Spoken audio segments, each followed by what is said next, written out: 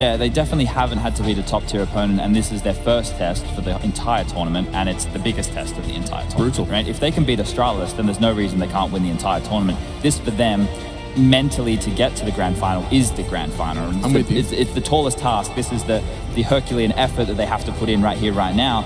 And we do know that the Swedes tend to play a little bit better when they're in front of that home crowd. It fires them up when you have emotional players like Geralt on your team. He takes it to that next level. And we do know that the Swedes tend to play a little bit better when they're in front of that home crowd. It fires them up when you have emotional players like Geralt on your team. He takes it to that next level. And we do know that the Swedes tend to play a little bit better when they're in front of that home crowd. It fires them up when you have emotional players like Geralt on your team. He takes it to that next level. And we do know that the Swedes tend to... But still, there he is on your screens, the man we've been talking about, Rez. Highest rated player of the tournament, Maniac. At the moment, yes. That's that is crazy. also after a simple loss. Obviously, his stats came down a little bit down to earth. The thing is, I want to believe in MIP. You know, I'm a romantic. I assume it. There's no problem about it. The problem is, for me, the way they won against Heroic was extremely individually based. I think both Forrest, Lecro, Rez having huge performances as CT, and even on the T side, it wasn't really tactic heavy. It was more about getting the open kill and knowing how to play the power play, which I think NIP are very able to do. Yep. But this depends on how your capacity to win the first duel, and are you going to do that against Astralis? Yeah, and take a look at their win-loss ratio. This is after having the worst tournament to date for them in terms of their conceding maps. I think they came into this tournament with 2 map losses, and now they've lost 3 in one tournament alone. Isn't that ridiculous that we're saying this is the worst tournament for this team and they're still in the semi-final and they've just dropped a couple of maps? It was, you know, more in the fashion that they did it and the opponents that they were struggling against. Now, when you lose a map to Tai Lu, I don't know what to say. But they play that map now. Yeah. In this semi-final. This is Yeah. a map they lost to Tai Lu, admittedly. Tai Lu have been seen as somewhat of a one-trick pony, incredibly competent on Mirage and capable of making the top European team sweat on it. But regardless, this is a team that have been, you know, regarded as the number one. Tai Lu far from it. Yeah, exactly. And that's kind of the point that I was alluding to, in the sense of they shouldn't be struggling against a team like Tai Lu. We do have the ring rust or the mouse dust or whatever we're going to call it coming out of the player break, and they openly admitted that there were some struggles with it coming out of this break, right? Now I think this has been a nice warm-up the first couple of days. They've got a few matches under their belt. That win yesterday has to be huge for the morale of this squad. It's like, look, we can take down another top dog with ease, relative ease in that way. And everybody has been doing their job for this Astralis team. That's why for these guys, a lot of people at home will go, oh, it's boring to watch Astralis play Counter-Strike. You are not a Counter-Strike fan if you think watching them play is boring. These guys are taking the game to the next level, and that's why it looks so good. That's why it looks so crisp and clean, because this unit, led by Glaive, is firing on all cylinders. Yes, an interesting head-to-head to be put here, Maniac. What do you make of this? You've got Lecro and Glaive, the 2 leaders of the various squads. Well, I mean, if you look at the differences, on the one hand you have Glaive, which is now a seasoned and experienced in-game leader, of course. On the other hand, Lecro is quite new to this. I know that it was one of his wish to actually be an in-game leader, so he was not put there by external forces. He's happy to do it.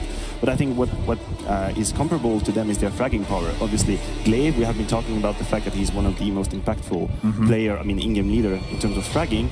Lecro was also famously a very good fragger before he came into in-game leading role. So both in-game leaders who can definitely put up the numbers. That's a big point right there, is the sense of if Lecro can calm the nerves and still in-game lead proficiently and kill on a decent level, at that point it's looking good for the NIP guys, right? Because they have basically a team of just fraggers who, you know, there's no real main AWP. Dennis can do it, Forrest can do it, but no one's standing out as one of those players who has to do it. So they're more of a hybrid style of CS right now. Guys, it's getting close to game time. Mirage is our first map, Nuke our second, Overpass our third, if you need a quick reminder, and now I need predictions. I don't know how much I'm letting that Tai Lu Mirage affect my decision making, but I am starting to feel map. Nuke our second, Overpass our third, if you need a quick reminder. I don't feel that at all, and that's for the reason that I haven't don't know seen how Nip much I'm letting do anything special in my mind. I'm not trying to sound like harsh on them by any means. They've already exceeded my expectations by getting to this point of the tournament. They're playing in front of the home crowd. There's all those fun factors, but like I said, I don't believe in magic. I don't believe in fairy tales, and I think that Astralis are just going to do what they have to do to get through this one. If, you know, NIP can identify Astralis' tendencies on Mirage, I'm telling you, Zonic and Glaive have definitely done the same for that of the NIP unit. So unless they're going to come out with a couple of like gimmicky strategies which are going to completely unravel the mentality of this fortified Danish squad, then they're going to find themselves in a lot of trouble. and NIP are not a Tyloo maniac. They don't have unpredictable game style. I'm sure Astralis are very familiar with how this game's going to look. Yeah, absolutely. I mean, it's a tough one for me. I wish I could say NIP with a straight face, but I think I would be lying to myself. I think Astralis is going to win this game, but I would still say there's a possibility, there's a world in which NIP wins this, and that would be then a 2-0. I don't think a 2-1 it would have NIP to be a is possible. 2-0. I think a 2-0 NIP is a possibility. But if we get to Still gonna see overpass, Astralis. yeah, okay. I think so. All right, well, you know what? I am going to pander to the Stockholm crowd. I'm going to say Ninjas in Pajamas, Dream Run. Don't know how. I'm not going to tell you why. Thank you. Thank you very much. I'm going to say the Ninjas in Pajamas have got a real shot, and I believe in the magic. If only Mr. Van Delkin was here. Anyway, let's go ahead and bring your casters into this one, because we're going to be jumping into our first semi-final. Jason Moses O'Toole and Anders Bloom. Hello, you beautiful human beings. How you feeling? Feeling beautiful, Alex. This is going to be excellent. I'm fired up for this one, Anders. I feel great about this game. I think it's going to be exciting. Denmark versus Sweden is always a good time. Yeah, well, I can't wait to hear you guys just light it up in the Ericsson Globe. So you guys get your casting shoes on. I've got it on. Velcro. It's all laced up. Yeah? Yeah. Easy in the morning. Yeah. You know, a little groggy. Got to figure it out. This is such a tall task. I'm actually... Like, I feel bad. I'm so excited for Nuke as the second map between these two teams. So we can't really look over Mirage. Obviously, you want to focus on that one. But that Nuke game is going to be spicy. It definitely will be. We've just seen some great matches on Nuke throughout this whole tournament. I think this is definitely going to be one of them. I think it's going to be an exciting game. So get everybody involved. Get all of your friends in here. It's going to be Astralis versus NIP. The first semi-final at the Corsair Dreamhack Masters. And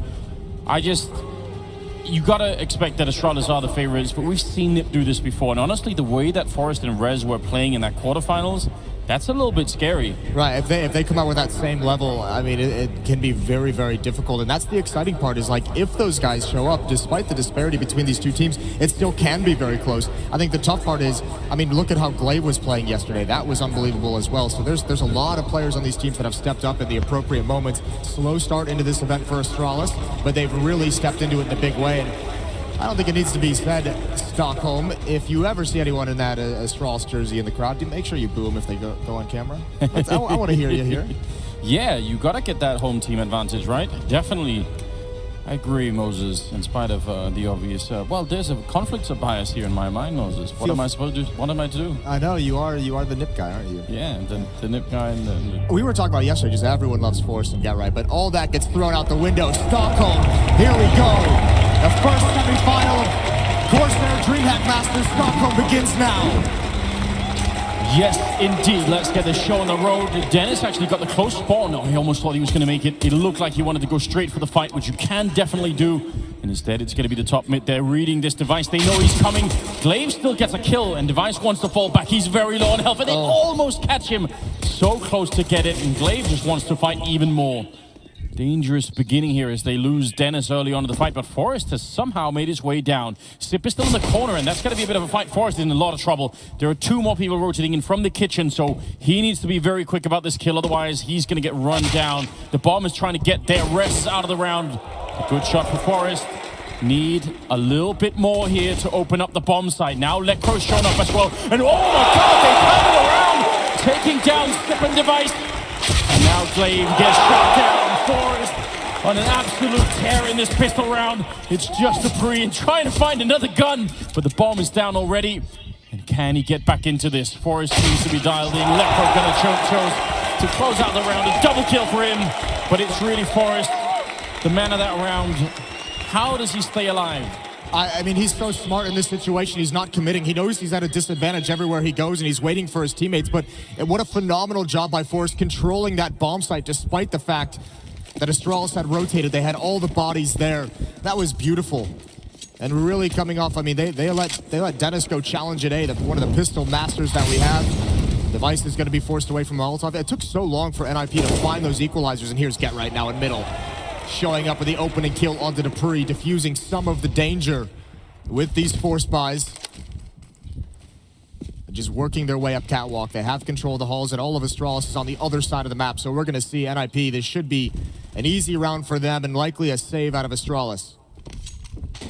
Yeah, it makes sense to try and get these upgraded pistols into the next round.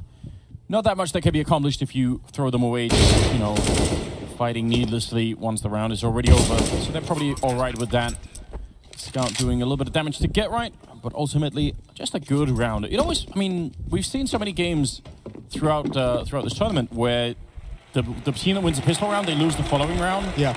So when you can just cruise into it like this, one opening kill in the middle, and that's it.